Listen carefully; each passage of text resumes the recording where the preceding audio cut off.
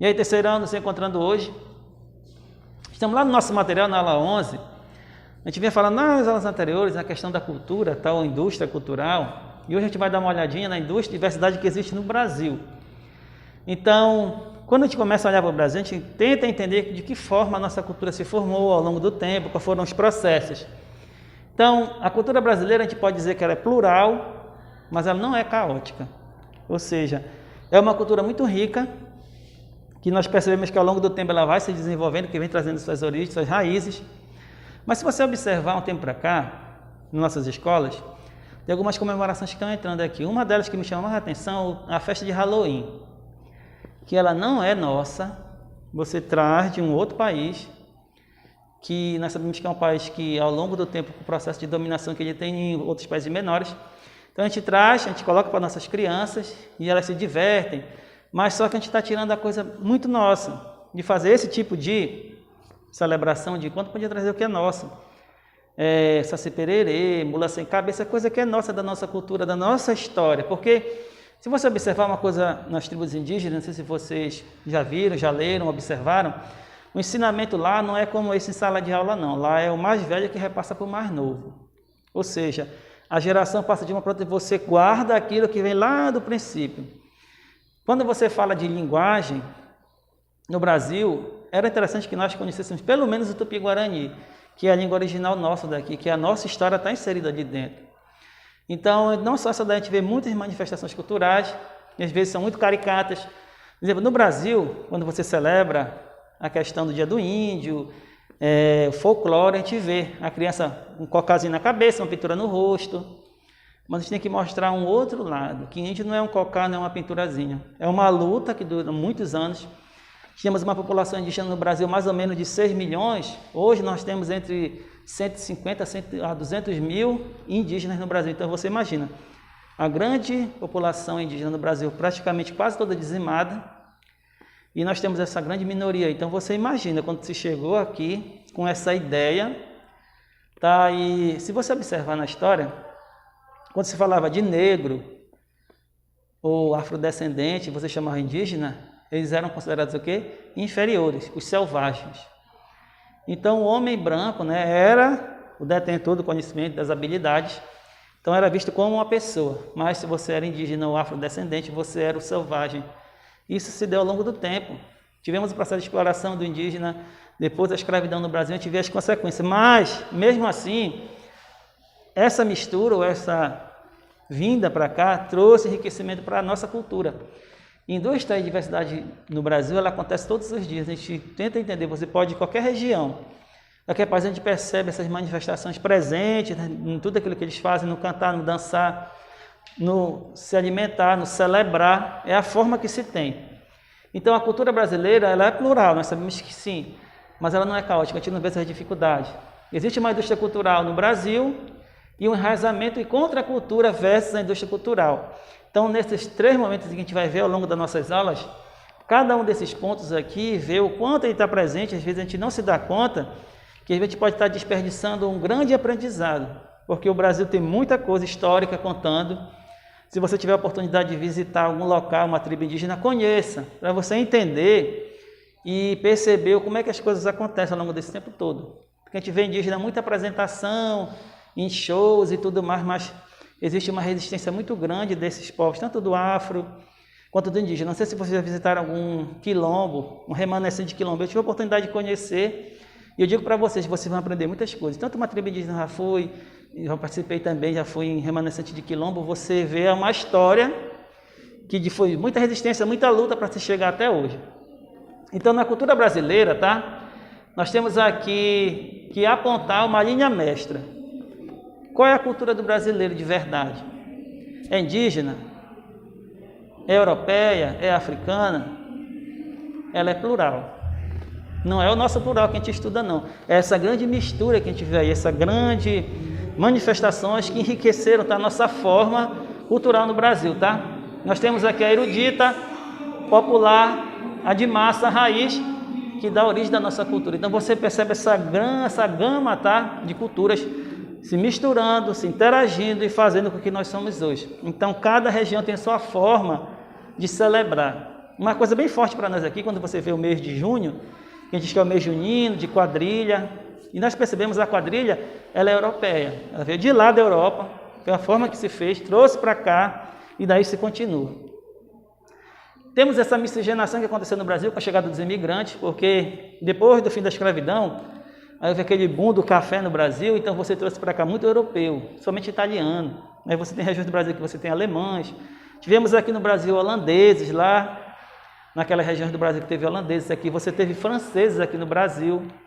Então em Recife você tem os holandeses lá, que é uma maneira de cultura. Aqui no Maranhão e São Luís tivemos os franceses. Então você percebe que a Europa entra aqui, existe essa grande mistura. E as pessoas imaginam que o Brasil não tem alguma coisa para mostrar, tem. Então essa forma aconteceu por essa grande mistura, essa miscigenação desses imigrantes também contribuíram para a nossa cultura, tá? Mas ao mesmo tempo pode existir um caos, porque as pessoas não conseguem entender. Que acham que cultura é você ver um índio dançando, falar de cultura para nós é falar de carnaval. Então quando se fala de cultura no Brasil, as pessoas pode observar, o europeu pensa que o Brasil é o quê? Carnaval e mulheres, só isso. Acho que o Brasil se limitou só a carnaval.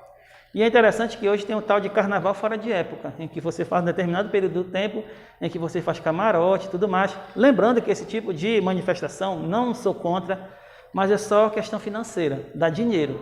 Porque você comprar uma abadá de R$500, R$1.000, para você passar 3 dias, ou num camarote, em qualquer lugar, para você fazer esse processo todo, isso tem esse valor. Então o interesse econômico é muito forte, tá? Temos aqui o Brasil, infelizmente, nós tivemos o capitalismo tardio, tá? Chegou muito tempo depois aqui para o nosso Brasil, infelizmente. Nossa sociedade midiática é muito forte. Você vê que o meio de comunicação hoje, principalmente na questão de Brasil, as pessoas estão se beneficiando. Então, a publicidade é o maior exemplo, tá? Na formação cultural nossa no Brasil. Porque lembrando que a televisão chega no Brasil mais ou menos na década de 50. Então, nós temos praticamente aí mais ou menos uns 70 anos, em que você tem aí 50, 60, 70 anos, em que a televisão chega no Brasil e ela começa a formar a nossa maneira de ser. Então você pode observar, quando você liga essa TV, a maior parte do dia você só tem propaganda de publicidade. Por que você precisa fazer? Você precisa vender o seu produto. Então você lança a maneira como você vai se vestir, como você vai se alimentar, como é que você vai se comportar. Isso daí você lança todos os dias, as pessoas estão lendo, estão assistindo. E o que é interessante aqui, essa grande dependência que a gente tem, tá, da publicidade, porque ela diz a forma como que você tem que ser. Se você vê hoje as novelas, é uma coisa bem básica. Existe o casal, separação, amante de um lado e amante do outro, e você vai lançando isso na nossa cultura, e as pessoas acham que assim funciona uma família. Que sempre vai ter aquele que trai, aquele que é traído e tudo mais. E isso daí você vê em todas as novelas, não é nem novidade para ninguém. Podem observar, isso vai formando a questão cultural do nosso comportamento dentro do Brasil. Existe uma grande possibilidade de você mudar isso daí, seria com a leitura ou a literatura dos livros, que seria uma possibilidade de resistência. Mas a literatura no Brasil é muito cara. Se você quer comprar um livro, você tem que ter dinheiro, e livros não são baratos. Tudo bem que as pessoas estão buscando uma forma de se tentar baratear esse material, mas é muito caro. Por exemplo, se vocês pegarem o material que vocês têm durante o longo do tempo, aqui no Artcep, se você fizer um somatório, quanto é gasto de material, vocês veem o valor que tem. Não é o caso, mas tem outros colégios que trabalham em livro didático. Por exemplo, meu filho, quando trabalhava lá, os dois, na minha cidade que eu estava antes, dava mais ou menos quase R$3.000 só de livro, que você pagava em suaves prestações, porque hoje se você tem um cartão de crédito, suaves prestações você acha que, não, é daqui para 12 meses, 18 meses, mas mesmo assim tem aquele montante muito grande. Então olha só, a questão da literatura é muito cara. Aí as pessoas vão para a escola pública, tem o livro, não paga nada, é de graça, e quando chega ao final do ano, quando você vai ver aquele livro, totalmente destruído. Aí a gente volta para a questão da consciência cidadã, porque aquele livro que você recebe esse ano, ainda tem mais 3 anos para ser utilizável, mas quando chega, às vezes está sem capa, está todo rasgado, está destruído. Então, às vezes, falta essa consciência. Você pode observar, nossa sala aqui, se você olhar para suas carteiras, no primeiro dia de aula que você entrou aqui, não tinha nenhuma carteira riscada, nem pintada, de corretivo, de nada. Carteiras todas com normais, as mesmas. Quando chega ao final do ano, você tem a lateral da carteira arrancada, cadeiras quebradas, pintadas. Aí a pergunta fundamental é, aonde você aprendeu a fazer isso daí? Quem te ensinou a fazer isso daí? Será que foi a cultura no Brasil que tudo é permitido fazer? Você vai no banheiro, todo riscado. Dificilmente você vai fazer isso na sua casa. Porque essa cultura vai sendo lançada para nós, as pessoas imaginam que deve ser desse jeito. Porque é assim que as pessoas estão acostumadas. E essa cultura vai sendo lançada, as pessoas vão buscando uma identificação em cima disso daí e acham que isso daí não é normal. É porque o fulano já fazia lá um tempo atrás e funcionou e deu certo. Só quando a gente fala de cultura no Brasil, lembrando que a gente nunca pode esquecer, apesar dela ser plural, mas ela não é caótica. Tem certas coisas que a gente traz na sala de aula, é só você observar. Quando você vê essa coisa mínima, então isso que é feito é porque alguém aprendeu isso daí e acha, imagina que isso daí é normal, e não é. Que a cultura brasileira, se você vai ver a cultura indígena, a relação que ele tem com a natureza, e olha para aquele que é dito o inteligente, você vê a relação que tem com a natureza. Então a cultura indígena tem que nos ensinar essa questão dessas relações com o meio ambiente. O que o índio faz, pode ter Greenpeace, dentre outros que estão preocupados com o meio ambiente, o índio já faz isso aí desde lá do início no Brasil, já fazia isso, que entendia essa relação de ter a natureza como uma parte de si. Se você atinge a natureza, está atingindo a si próprio. E hoje, infelizmente, dentro dessa indústria cultural, a natureza passou a ser comercial. É tão interessante se você vê um comercial, agro é tudo, agro é pop, não é isso? Se você vê a indústria agropecuária no Brasil, ela é que destrói bastante, porque para você manter, um exemplo, soja, pasto, você precisa de quê? Irrigação. Então você gasta uma grande quantidade de água. Olha, cadê a consciência ecológica? Mas agro é pop, agro é tudo, né? O comercial está me dizendo. Só que por trás desse agronegócio, existe uma grande destruição, um grande impacto ambiental. Se você vai na Amazônia hoje, você vê uma grande quantidade, uma extensão de 3 campos de futebol derrubada, a mata, para quê? Para fazer o quê? Pasto, para boi comer mato. E as árvores que estão lá, que são centenárias? Questão comercial, galera, infelizmente, essa indústria cultural aí que lança para nós, que a gente precisa se desenvolver. Então, impacto no meio ambiente não tem problema nenhum, não. Está dando dinheiro, está dando lucro, e isso, infelizmente, acontece no Brasil diretamente. Se você observar esses países, e o que lutam pela ecologia, no país de cada um deles, foi totalmente dizimado. Não tem nem mais recurso mineral, porque foi explorado ao máximo, acabaram com tudo, e eles precisam de outras fontes. Então o Brasil tem essa fonte, vem para cá e vem com aquela linguagem linda e maravilhosa, que nós somos donos da Amazônia, vamos lutar pela Amazônia. Mas lá na região dele não lutou nenhuma vez pela derrubada de árvores que teve, pela destruição de recursos minerais, e não se preocupou não, mas quer se preocupar com o Brasil porque ele sabe que aqui tem muito que ser explorado. E no Brasil, infelizmente, as pessoas já estão fazendo isso ao longo do tempo. O nosso papel é ter cuidado com essa publicidade, que ela vai formando essa ideia que no Brasil, não, você pode, vamos liberar uma parte aí da Amazônia e tudo mais. Eu participava de uma palestra, e tinha aquela Marina, todo mundo conhece, né? Ela disse que quando ela teve experiência, antes de entrar diretamente para a política e ser candidata, ela andou numa cidade do Nordeste, e ela andou em algumas casas do interior, ela viu um saco plástico pendurado, um furo e uma vasilha pingando daquele resto, né, de lama, pingava água dentro daquelas panelas, e ela não entendia por quê. Mas ela começou a observar várias casas. E ela teve um nome de curiosidade, perguntar por que aquele saco pingando com aquela panela lá embaixo. E uma pessoa te falou, Marina, isso daqui é a nossa água para beber durante o dia, é a água que a gente tem. Porque falar de seca no Brasil, a gente tem muita concepção no sertão, que é muita seca, é fome, mas quando você vê a pessoa tendo essa necessidade de ter que esperar aquela água, daquela lama que pinga, que é a água que ela tem durante o dia, e nós temos água bastante nas nossas casas, o que a gente faz? Torneira aberta, cano quebrado nas ruas de desperdício de água aí, que a gente pensa que a água vai ser para sempre. E nós sabemos que, pelo menos com água potável, a gente tem bastante no Brasil, mas um recurso que um dia pode terminar. Contaminada, lençol freático aí sendo explorado, contaminado pela questão do garimpo, né? Questão do mercúrio, contaminando esses lençóis freáticos. O peixe que a gente está consumindo hoje pode estar contaminado, mas a publicidade diz que agora é pop, agora é tudo, né? A gente bebe disso daí, a gente acredita que isso é bom, não está certo. É desse jeito mesmo que a gente tem que subir, o Brasil tem que crescer. Mas a gente tem que ter cuidado que tipo de cultura a gente está criando, porque nós já temos um aprendizado, agora o problema são os que virão depois da gente. O que eles vão aproveitar desse momento que a gente tem aí? todos esses recursos. Então, nosso papel é formar essas pessoas que estão lá no outro prédio, os pequenos, a ter essa consciência ecológica. Se você observar uma coisa no Brasil que é interessante, se você vê o racismo que todo mundo critica no Brasil, mas se você vê lá no infantil, pequenininho, você não vai ver nenhuma manifestação de racismo na sala de aula, nenhuma. É o afro e o branco dançando, brincando juntos. Quando a gente começa a se relacionar, a gente começa a ter essas concepções, que aquele passa a ser inferior, que aquele passa a ser inimigo, racismo, preconceito, porque o preconceito é uma coisa interessante, é algo antecipado. Eu não conheço, eu crio meu preconceito. Então, você às vezes não conheceu o Artseb, você conhecia que alguém falava para você. Então, você veio para cá cheio de preconceito. Quando você chegou aqui e começou a interagir, estudar, você percebeu que não era nada daquilo que falavam para você.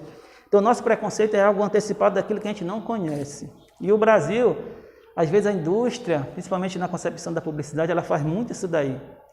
Vocês podem ver os comerciais hoje, quando vocês veem na televisão, você conta a quantidade de afrodescendentes que estão lá no comercial. Porque tem que mostrar o padrão. Porque o Brasil, galera, querendo ou não, mais de 50% da população é afrodescendente. Então, é uma figura que quase não aparece na publicidade, mostra sempre o afrodescendente como quem? O motorista, a empregada doméstica. Não bota num alto escalão, porque as pessoas estão contando espaço. Não sei se você lembra daquele lá do STJ, o Joaquim Barbosa, era um negro que lutou bastante para chegar onde ele chegou.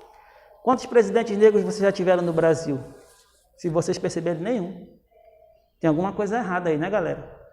São mais desde a década de 80 para cá, com o movimento das diretas, com a democracia presente, quantos presidentes negros nós já tivemos ao longo desse tempo todo? Nenhum.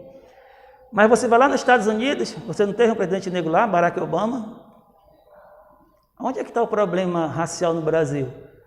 Ó, galera, é cabeça, é publicidade, é a indústria cultural que está formando a nossa cabeça aqui. Quem é capaz só quem é da pele branca. Cuidado, gente, com isso daí.